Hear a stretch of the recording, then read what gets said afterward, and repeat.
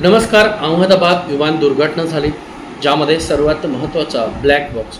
कुठलाही विमान अपघात झाला तर सर्वात आधी शोधला जातो ब्लॅक बॉक्स. 242 पैकी सर्व प्रवासी इथं वारलेले आहेत आणि एकच प्रवासी वाचला. सर्वांना श्रद्धांजली.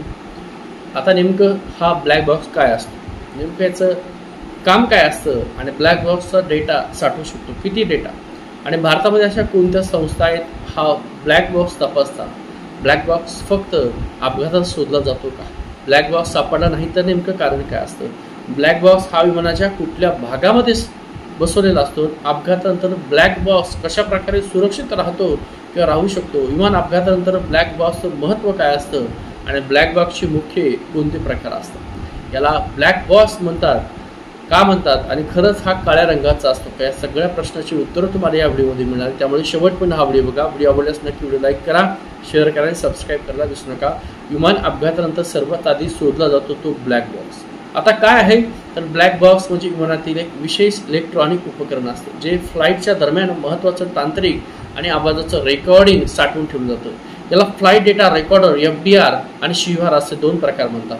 आता नेमकं याचं काम काय असतं. ब्लॅक बॉक्सचं मुख्य काम असतं विमानाच्या उड्डाणाशी संबंधित डेटा साठवणं. म्हणजे विमानांची उंची किती उंचीपर्यंत गेलं होतं, त्याचा वेग किती होता आणि त्यावेळेस इंजिनाची स्थिती काय होती, पायलटमधील त्यावेळेस संभाषण झालं होतं त्याचं रेकॉर्ड करणं आणि एखाद्या अपघातानंतर कारण शोधण्यासाठी महत्त्वाचे पुरावे मिळवणं, हे महत्त्वाचं काम त्या ठिकाणी असतं. आता ब्लॅक बॉक्स हा जो आहे तो किती डाटा आहे तो साठवून ठेवू शकतो. तर FDR ज्याला फ्लाईट डेटा रेकॉर्डर म्हणतात हा 25 तासापर्यंतचा डेटा साठवतो आणि शिवार हा 2 तासापर्यंतचा जो आवाज आहे तो साठवून ठेवू शकतो. भारतात कोणकोणत्या अशा संस्था आहेत ज्या ब्लॅक बॉक्स तपासतात. एक DGCA संस्था आहे जी विमान सुरक्षा आणि तपासणीचं महत्त्वाची भूमिका बजावते.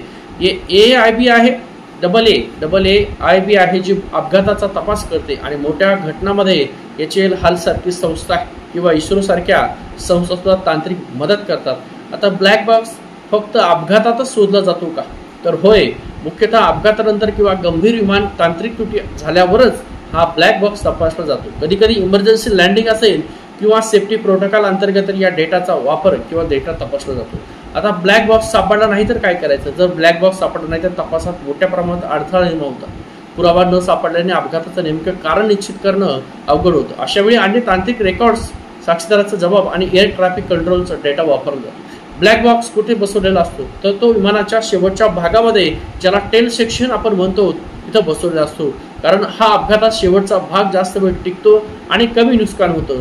अपघातानंतर ब्लॅक बॉक्स सुरक्षित कसा राहतो, एवढा मोठा अपघात होऊन सुद्धा हा सुरक्षित राहण्याचं कारण काय, कारण तो फायर प्रूफ आहे, तो वॉटर प्रूफ आहे आणि तो क्रॅश प्रूफ आहे. म्हणजे अग्नीमध्ये, पाण्यामध्ये आणि क्रॅश झाला तर त्याला काही होत नाही. या मटेरियलपासून तो बनवलेला असतो. 1100°C तापमान तो झेलू शकतो आणि 30 दिवस पाण्याखाली सुद्धा राहू शकतो. त्यावर एक अंडर वॉटर लोकेटर बसवले असतो जो 37.5 एवढा आवाज काढतो. विमान अपघातानंतर ब्लॅक बॉक्सचं महत्त्व काय असतं, तो एक असा एकमेव तांत्रिक पुरावा असतो. अपघाताचं खरं कारण काय आहे विश्लेषण करण्यासाठी तो महत्त्वाचा असतो. भविष्यातील दुर्घटना टाळण्यासाठी त्याच्या मदतीने सुधारणा आणि नियम तयार केले जातात. ब्लॅक बॉक्सचे मुख्य 2 भाग असतात. आता मुख्य कोणकोणते भाग आहेत त्यामध्ये, एक म्हणजे मेमरी युनिट असतो, तो तुमचा डेटा साठवतो. पॉवर सप्लाय असतो जो ऑपरेशन चालू ठेवतो. अंडर वॉटर लोकेटर बेकन असतं जे पाण्यात सिग्नल देतं आणि CSMU असतं जे टक्कर झेलणारा भाग असतो आणि प्रोटेक्टिव्ह सेल असतं जे उष्णता आणि दाबापासून संरक्षण करतं.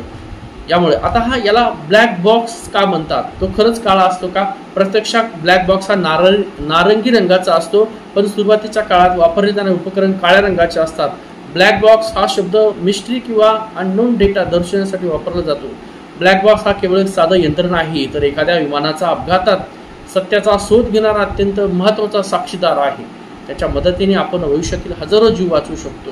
हा महत्त्वाचा व्हिडिओ आहे. व्हिडिओ आवडला असेल तर याच प्रकारच्या नवीन व्हिडिओसाठी आपल्या चॅनल लाईक करा, शेअर करा आणि सबस्क्राईब करायला विसरू नका. ठीक आहे.